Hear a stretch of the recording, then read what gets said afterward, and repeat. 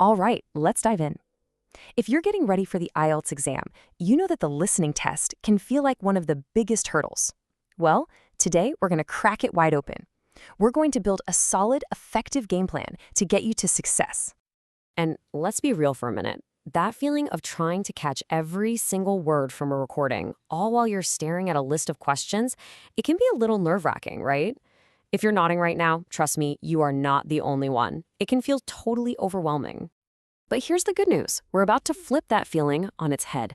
This isn't just a list of random tips. This is a real strategic game plan. And by the time we're done here, you're going to have the tools you need to walk into that test feeling way more confident.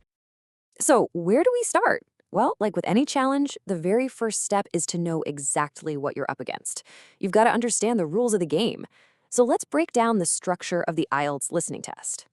So what is it really? At its heart, it's a 30-minute test. That's it. And its whole purpose is to see how well you can understand spoken English in different situations, from a casual phone call to a university lecture. It's all about understanding how people actually talk.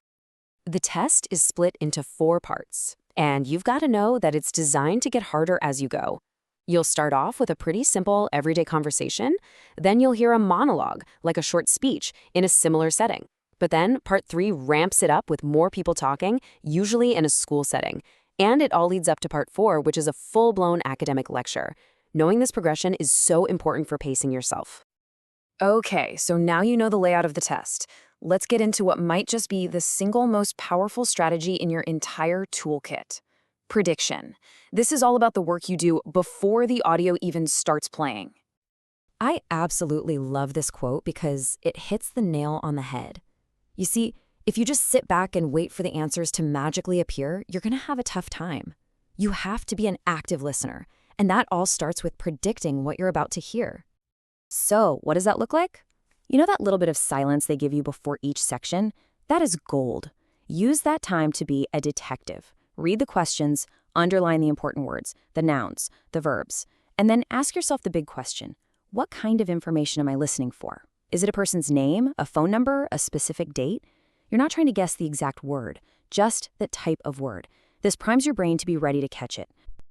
Right. So you've made your predictions. The audio starts. Now it's time to listen for clues. But I gotta warn you, there is a classic trap here that so many test takers fall into. And here it is. The test makers almost never use the exact same words in the audio that you see in the question. So you might see the word library on your paper, but what you'll actually hear is something like the building with all the books, or you'll see low cost, but they'll say it was quite cheap to buy. This is called paraphrasing. You have to get this idea locked in your head. You need to listen for the meaning, not just for matching words. The test is checking if you understand the idea, not just if you can hear a specific keyword. Honestly, making this mental switch from word spotting to meaning hunting is a total game changer.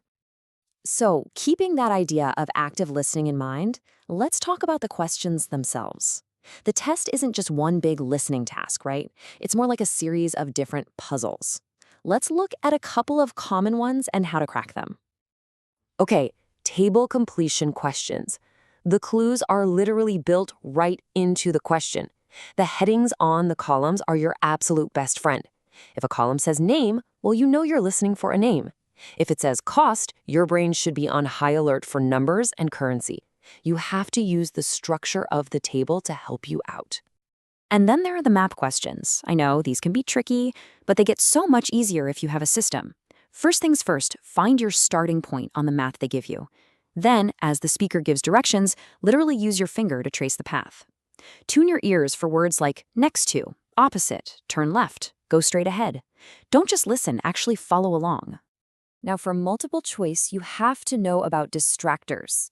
The test is sneaky. The speaker will often mention something related to all 3 options, A, B, and C. But only one of them is the right answer to the question. So your job isn't to just grab the first option you hear. You have to listen carefully to the whole sentence to figure out which one is the actual answer. So, we've got all these incredible strategies now. But knowing the playbook is one thing. Being able to execute it perfectly when the pressure is on, that's something else entirely. And that brings us to our final and maybe the most important point. I want you to think about it like this. Understanding all this theory we just talked about, that's about 20% of your success. The other, massive 80%, that comes from pure active practice. You have to do it over and over again until these strategies become automatic, like second nature. And hey, not all practice is the same. You need to be using good practice tests that give you a mix of all the different accents you might hear: British, Australian, American, you name it. This is how you build up what I call your listening stamina, so that by the time you get to that tough part 4, you're not exhausted and losing focus. So there you have it. We've gone over the test structure, the power of predicting, how to listen for meaning, and specific tactics for different questions. The game plan is officially in your hands. So I'll just leave you with this one question to get the ball rolling. What is the very first strategy you're going to practice today?